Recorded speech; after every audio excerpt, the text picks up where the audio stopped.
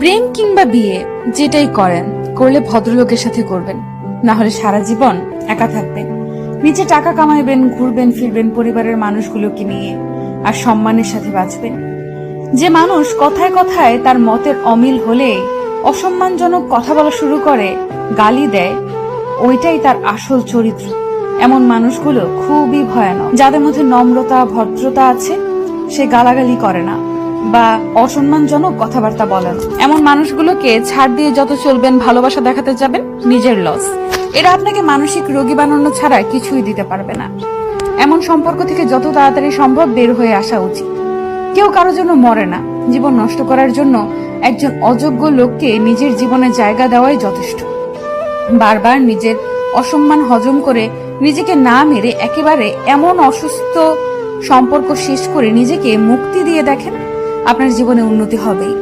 একজন সাপোর্টিভ সঙ্গী পাওয়া ভাগ্যের ব্যাপার। যে মানুষের মাঝে ভদ্রতা আছে, তারা তাদের দায়িত্ববোধ সম্পর্কে জানে। তারা অন্যের জীবন নিজের নিয়ন্ত্রণে আনার জন্য মরিয়া হয় না। আমি আমার পরিচিত এমন অনেক মানুষ চিনি যারা জীবনে অনেক ভালো কিছু করতে পারত, কিন্তু তাদের জীবন নষ্ট করে দিয়েছে তাদের জীবন সঙ্গী। আবার এমন অনেক মানুষ দেখেছি যারা জেনে শুনে ভুল মানুষের প্রতি ইমোশনাল হয়ে নিজের ক্ষতি ডেকে আনছে। ভালোবাসলে আগে নিজেকে ভালোবাসা উচিত, এরপর অন্য কেউ। ভালোবাসা যদি ভালো থাকাই কেড়ে নেয়, এমন ভালোবাসা দিয়ে কি করবেন?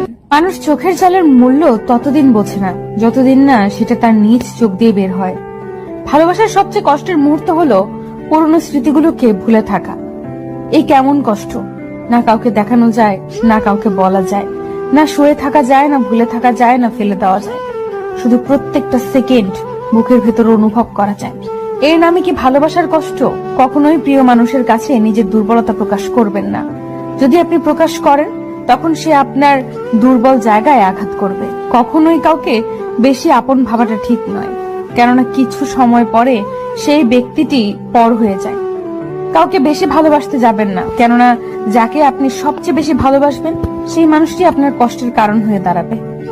যদি কেউ বুঝতে পারে আপনি তাকে মন দিয়ে ভালোবাসেন, হয়তো প্রথম প্রথম সে ঠিকই আপনাকে ভালোবাসবে, তবে ধীরে ধীরে দেখবেন পরিস্থিতির সাথে সাথে সে পরিবর্তন হচ্ছে। তখন আপনি তার কাছ থেকে দুঃখ, কষ্ট, আঘাত, অপমান, অবহেলা, প্রতারণা ছাড়া আর কিছুই পাবেন না। কুকুর মার খেয়েও বিশ্বাসী থাকে, আর মানুষ ভালোবাসা পেয়েও বিশ্বাসঘাতকতা করে। নিজের প্রতি ভরসা আর বিশ্বাস করতে শেখো। পথ যতই কঠিন হোক, রাস্তা তুমি নিজেই খুঁজে পাবে। ভালোবাসা এমন এক বদ অভ্যাস যেটার কারণে মানুষ এক মুহূর্ত আনন্দ পাবার জন্য সারা জীবন কষ্ট সইতে দ্বিধাবোধ করে না। যতই রাগ উঠুক না কেন,